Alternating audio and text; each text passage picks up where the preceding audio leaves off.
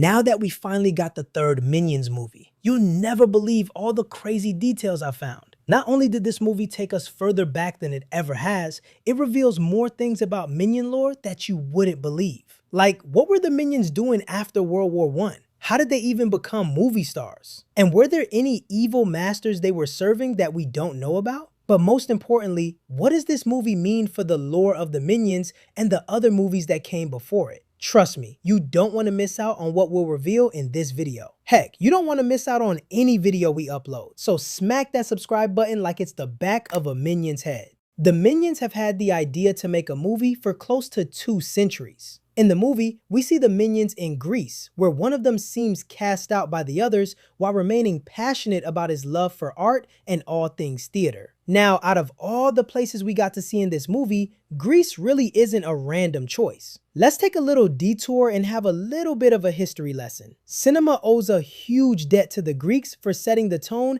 and being the backbone of modern media. A lot of plot lines and cinema cliches are borrowed from Greek words. Things like satire, hubris, and many more. So the writers were very intentional about having a Greek theme incorporated into this movie. Besides, Greek mythology has given us some of the greatest Hollywood blockbusters ever. From teenage demigods to Disney classics and Dwayne Johnson playing Hercules. Now, we know that there are nearly 1,000 Minions at a time, but what this movie subtly reveals to us is that at one point they were divided into factions. Because Ed over here, who has a hard time communicating, is actually making his debut in this movie. This is the very first time that we're seeing this particular Minion. Honestly, if he were in any of the other movies in the franchise, it wouldn't have been that hard to spot. I mean, he's not as animated as the other dudes. And when a Minion isn't behaving like your average Minion, you can just tell. But then, if it took 6 movies for us to get to see Ed,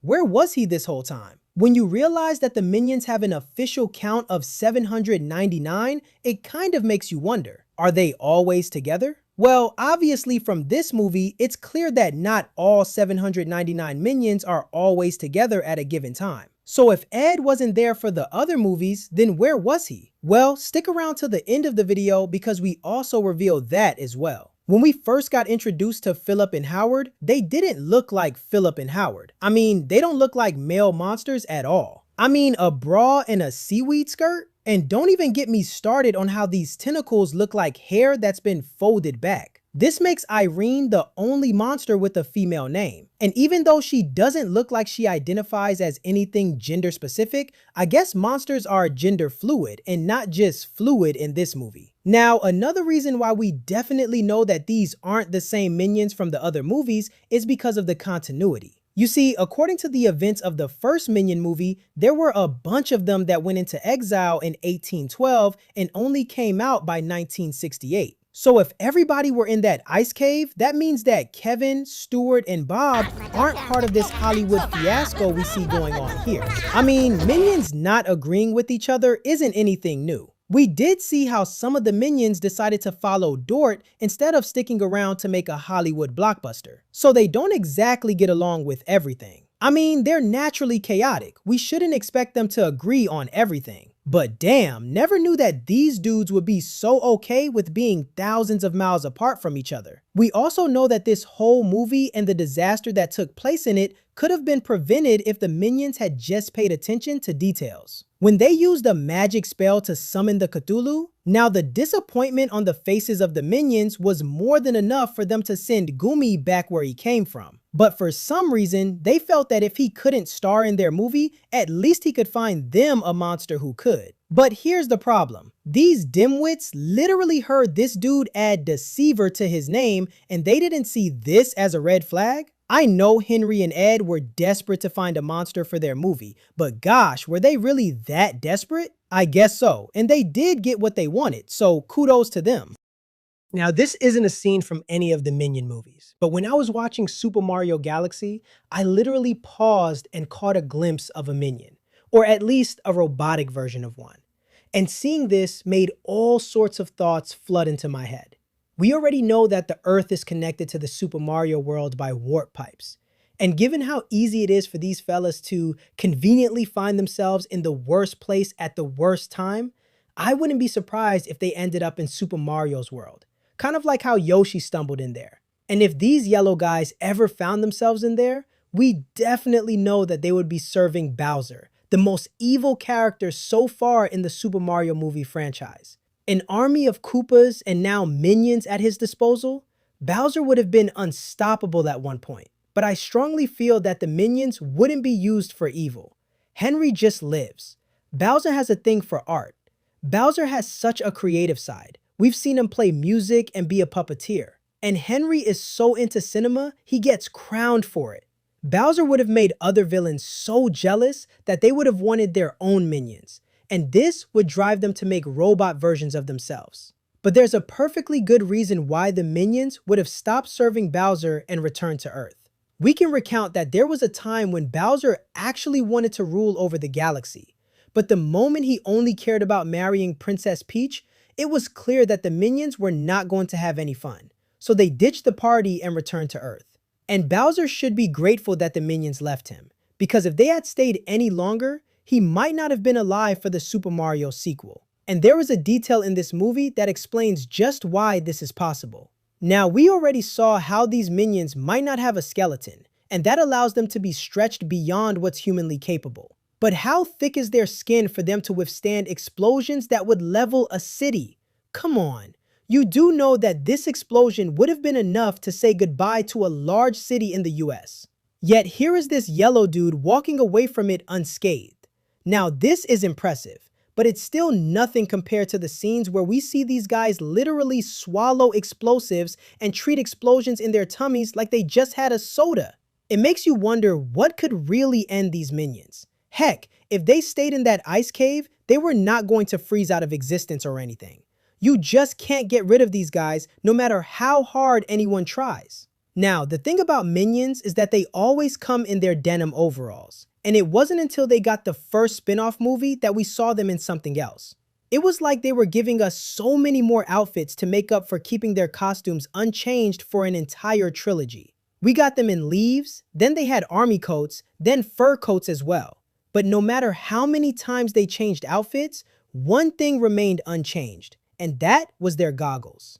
And you can't even say that it's part of their body, because from the way they play around with them, they clearly wear it and it can be removed. But how bad is their eyesight that we always have to see them wearing these? Well, this scene here shows us just why they can't do without their eyewear. Their eyes literally bulge out of their heads. You see, for us humans, there's a depression in our faces where our eyes sit. But for the minions, this doesn't exist. Now, have you ever thought about why the minions constantly need to look for a new master all the time? Logically speaking, they're always going to outlive whoever they are currently serving. However, here's the irony in this. They always have a hand in the demise or disappearance of whoever they're serving. Now, when they were under the command of the T-Rex, one of the minions accidentally rolled a boulder under its foot. And that's how this apex reptile skated its way to extinction before its peers. Now, for the caveman, they gave him a fly swatter. And let's just say there's a reason this thing is called a fly swatter and not a bear slapper. I like how they didn't even show what happened next, because I don't think anyone has ever survived provoking a bear. Now, for the pharaoh, these yellow nimbuits literally buried him alive. Now, for Dracula, I really can't blame them here. How are they supposed to know that Mr. Fangs here was allergic to the sun? Cut them some slack now. They probably would have invented sunscreen for their dear master before sending him to his grave. Now for Napoleon, they made the French general go kaboom. I don't think his short demeanor did anybody any good. And we still see this happen in this movie as well. In the movie, we see a Cyclops. And if you know anything about Greek mythos, you would know that these monsters are nothing but trouble. In fact, they kind of embody evil pretty well. And having one eye, just like most of the minions, these minions wouldn't think twice about being under his servitude. But we catch a glimpse of the tragic end that he meets. And it may look like an accident, but this wouldn't be the first time their master has lost their life at their hands. Now, movie writers knew that if they saw this, they would dismiss it as a coincidence. But here's where most of you guys would have been shocked. The minions still did it again when they managed to make a wizard go poof. Where do you think they got the magic spell book that they used to summon Gumi? Apparently, Gru is the only person that they've never tried to end while working for him. You know when a studio's piece of work gets more famous than they thought it would? They need to start doing retcons? Well, that was the case with the Minions as well, because there was absolutely no plan to make them a bunch of species that are as old as time. In the first Despicable Me movie, we get a shot of Gru's underground laboratory, and in it, we see the blueprint of what looks like minions pinned to the wall. What does this mean? Well, it tells one thing. These loyal and quirky henchmen are a product of bioengineering. I mean, how do you think Kyle came to be? Did you really think a piranha and a dog decided to have a baby? But there's one problem with believing that Gru made them. The Minion movies clearly state that they were on Earth before any human was. So what gives? Did Illumination create a loophole they forgot to tie? Well, the truth is that Gru just changed their biology. I mean, the fact that they haven't ended Gru's life or decided to follow anybody more evil is proof of that. They've been rewired to belong to no one else aside from our favorite anti-hero. Aside from proving that the Minions they saw Gru as more than just a master, this movie also proves that female Minions simply do not exist. Let's actually give it a thought. Do you think any of the Minions are female? I have actually tried to look for any hint that there might be a girly amongst the sea of yellow, but there just isn't. If you ever see a Minion in a dress with hair, just know it's one of the male Minions doing something crazy. They all have this raspy, annoying voice, and not a single one shows hints of being a different type of gender.